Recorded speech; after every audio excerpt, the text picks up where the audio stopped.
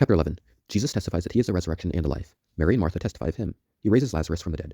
Caiaphas speaks prophetically of the death of Jesus. Now, a certain man was sick, named Lazarus, of Bethany, the town of Mary and her sister Martha. It was that Mary which anointed the Lord with ointment, and wiped his feet with her hair, whose brother Lazarus was sick. Therefore his sister sent unto him, saying, Lord, behold, he whom thou lovest is sick.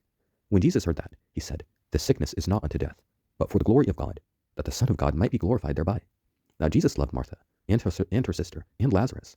When he had heard therefore that he was sick, he abode 2 days still in the same place where he was. Then after that saith he to his disciples, Let us go into Judea again.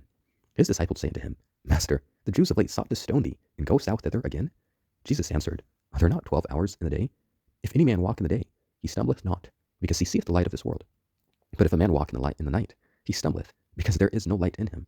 These things said he, and after that he saith unto them, Our friend Lazarus sleepeth, but I go that I may awake him out of sleep. Then said his disciples, Lord, if he sleep, he shall do well. Howbeit Jesus spake of his death, but they thought that he had spoken of taking of rest and sleep. Then said Jesus unto them plainly, Lazarus is dead, and I am glad for your sakes that I was not there, to the intent that ye may believe. Nevertheless let us go unto him. Then said Thomas, which is called Didymus, and his fellow disciples, Let us also go, that we may die with him. Then when Jesus came, he found that he had lain in the grave 4 days already. Now Bethany was nigh unto Jerusalem, about 15 furlongs off. And many of the Jews came to Martha and Mary to comfort them concerning their brother. Then Martha, as soon as she heard that Jesus was coming, went and met him, but Mary sat still in the house. Then said Martha unto Jesus, Lord, if thou hadst been here, my brother had not died. But I know that even now, whatsoever thou wilt ask of God, God will give it thee. Jesus saith unto her, Thy brother shall rise again. Martha saith unto him, I know that he shall rise again in the resurrection at the last day. Jesus said unto her, I am the resurrection and the life. He that believeth in me, though he were dead, yet shall he live. And whosoever liveth and believeth in me shall never die. Believest thou this?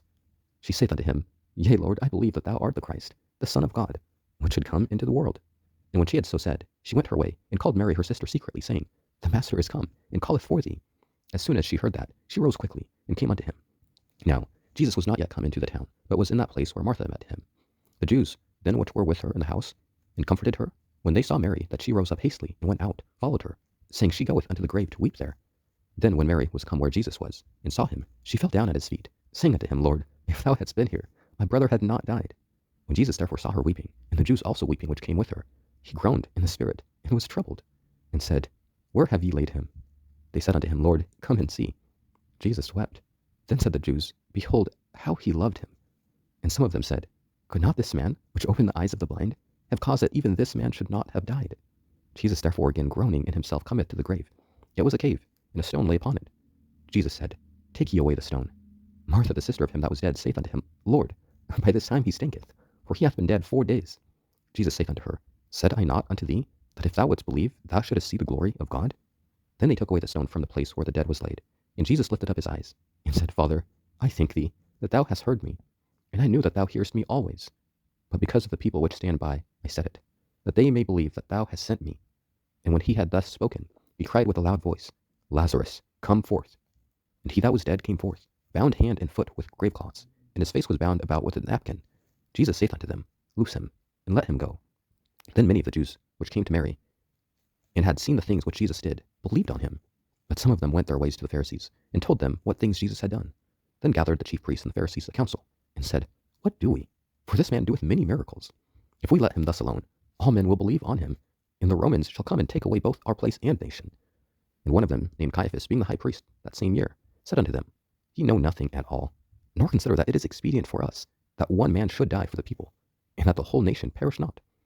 And this spake he not of himself, but being high priest that year, he prophesied that Jesus should die for that nation, and not for that nation only, but that also he should gather together in one the children of God that were scattered abroad. Then from that day forth they took counsel together, for to put him to death. Jesus therefore walked no more openly among the Jews, but went thence unto a country near to the wilderness, into a city called Ephraim, and there continued with his disciples. And the Jews' Passover was nigh at hand, and many went out of the country up to Jerusalem before the Passover, to purify themselves. Then sought they for Jesus, and spake among themselves, as they stood in the temple, What think ye, that he will not come to the feast? Now both the chief priest and the Pharisees had given a commandment, that if any man knew where he were, he should shew it, that they might take him.